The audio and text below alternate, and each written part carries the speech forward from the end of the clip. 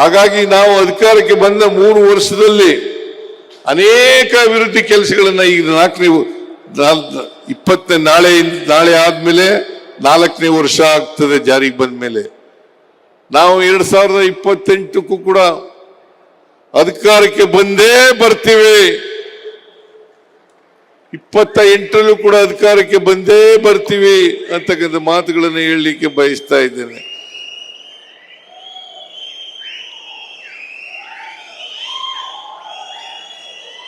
ಬರ್ತೀವಿ ಅಲ್ವಾ?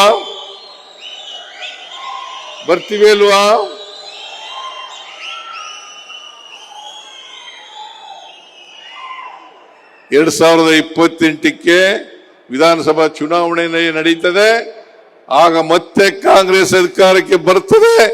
ಈ ರಾಜ್ಯದ ಅಭಿವೃದ್ಧಿ, ಸರ್ವತೋಮುಖವಾದಂತಹ ಅಭಿವೃದ್ಧಿಯನ್ನ ಮಾಡ್ತಕ್ಕಂಥ ಕೆಲಸವನ್ನ ಮಾಡ್ತೇವೆ ಅಂತಕ್ಕಂಥ ಮಾತುಗಳನ್ನು ಹೇಳಲಿಕ್ಕೆ ಬಯಸ್ತಾ ಇದ್ದೇನೆ.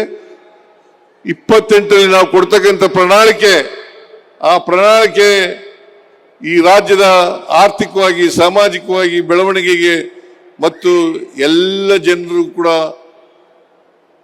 ಶಕ್ತಿ ಕೊಡ್ತಕ್ಕಂಥ ಕೆಲಸವನ್ನು ನಾವು ಮಾಡ್ತೇವೆ ಅಂತಕ್ಕಂಥ ಮಾತುಗಳನ್ನು ಈ ಸಂದರ್ಭದಲ್ಲಿ ಹೇಳಲಿಕ್ಕೆ ಬಯಸ್ತಾ ಇದ್ದೇನೆ.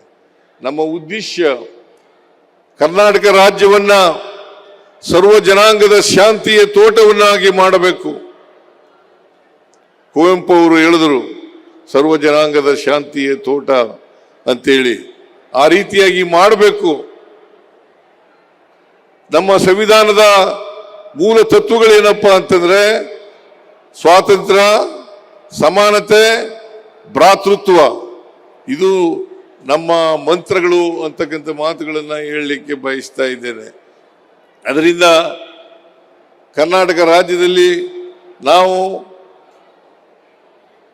ಸಮಾನತೆಯ ಸಮಾಜವನ್ನು ನಿರ್ಮಾಣ ಮಾಡ್ತಕ್ಕಂಥದ್ದು, ಎಲ್ರಿಗೂ ಸಮಾನ ಅವಕಾಶಗಳು ಸಿಗ್ತಕ್ಕಂಥ ಕೆಲಸವನ್ನ ಮಾಡ್ತಕ್ಕಂಥದ್ದು, ಇದೇ ನಮ್ಮ ಸಂವಿಧಾನದ ಮೂಲ ಆಶಯ ಅಂತಕ್ಕಂಥ ಮಾತುಗಳನ್ನು ಹೇಳಲಿಕ್ಕೆ ಬಯಸ್ತಾ ಇದ್ದೇನೆ. ನಮ್ಮ ಮೂಲ ಆಶಯವಾದಂಥ ಸರ್ವ ಜನಾಂಗಕ್ಕೂ ಸರ್ವರ ಸಮಬಾಳು ನಮ್ಮ ಉದ್ದೇಶ ಅಂತಕ್ಕಂಥ ಮಾತುಗಳನ್ನು ಈ ಸಂದರ್ಭದಲ್ಲಿ ಹೇಳಿ, ನಾನು ಈ ದಿಕ್ಕಿನಲ್ಲಿ ಇನ್ನೂ 2 ವರ್ಷ ಅವಧಿ ಇದೆ.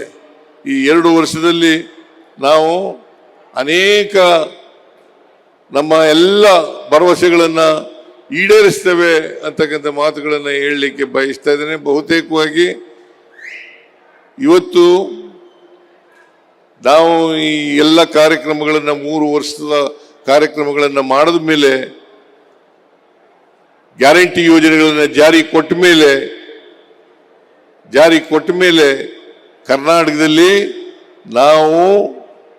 ನಾವು ವ್ಯಕ್ತಿ ವರಮಾನ ಇದೆಯಲ್ಲ, ಆ ಅದರಲ್ಲಿ ಇಡೀ ದೇಶದಲ್ಲೇ ನಾವು ಮೊದಲನೇ ಸ್ಥಾನದಲ್ಲಿ ಇದ್ದೇವೆ ಅಂತಕ್ಕಂಥ ಮಾತುಗಳನ್ನು ಹೇಳಲಿಕ್ಕೆ ಬಯಸ್ತಾ ಇದ್ದೇನೆ. ಅದರಿಂದ ಈಗ ನೋಡಬೇಕು,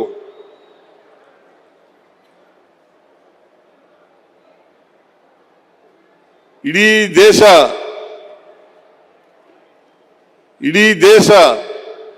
GST ಬೆಳವಣಿಗೆಯಲ್ಲಿ 7.4% ಬೆಳವಣಿಗೆಯನ್ನು ಕಂಡಿದ್ರೆ, ಕರ್ನಾಟಕದಲ್ಲಿ ನಾವು 8.1ರ ಬೆಳವಣಿಗೆಯನ್ನು ನಾವು ಕಂಡಿದ್ದೇವೆ. ಇದನ್ನ ಏನು ತೋರಿಸುತ್ತೆ ಅಂತಂದ್ರೆ ನಾವು ದೇಶದ GSTಗೆ ಸಾಕಷ್ಟು ಕೊಡುಗೆಯನ್ನು ಕೊಡ್ತಾ ಇದ್ದೀವಿ. ಮತ್ತೆ ಆರ್ಥಿಕವಾಗಿ, ಸಾಮಾಜಿಕವಾಗಿ ನಾವು ಇಡೀ ದೇಶದಲ್ಲಿ ನಾವು ಉತ್ತಮ ಸ್ಥಾನದಲ್ಲಿ ಇದ್ದೇವೆ ಅಂತಕ್ಕಂಥ ಮಾತುಗಳನ್ನು ಹೇಳಲಿಕ್ಕೆ ಬಯಸ್ತಾ ಇದ್ದೇನೆ. ಅದರಿಂದ ಆರ್ಥಿಕವಾಗಿ, ಸಾಮಾಜಿಕವಾಗಿ ಇಡೀ ದೇಶದಲ್ಲಿ ನಾವು ಬಹಳ ಉತ್ತಮವಾಗಿದ್ದೇವೆ ಅಂತಕ್ಕಂಥ ಮಾತುಗಳನ್ನು ಹೇಳಿ, ಬಿಜೆಪಿಯವರು ಏನು ಪ್ರಚಾರ ಮಾಡ್ತಾ ಇದ್ದಾರೆ, ಅಪಪ್ರಚಾರ ಮಾಡ್ತಾ ಇದ್ದಾರೆ ನಮ್ಮ ಮೇಲೆ, ಆ ಅಪಪ್ರಚಾರಗಳು ಎಲ್ಲ ಕೂಡ ಸುಳ್ಳು ರಾಜಕೀಯಕ್ಕೋಸ್ಕರ ಮಾಡ್ತಾ ಇದ್ದಾರೆ ಅಂತಕ್ಕಂಥ ಮಾತುಗಳನ್ನ ಹೇಳಲಿಕ್ಕೆ ಬಯಸ್ತಾ ಇದ್ದೇನೆ.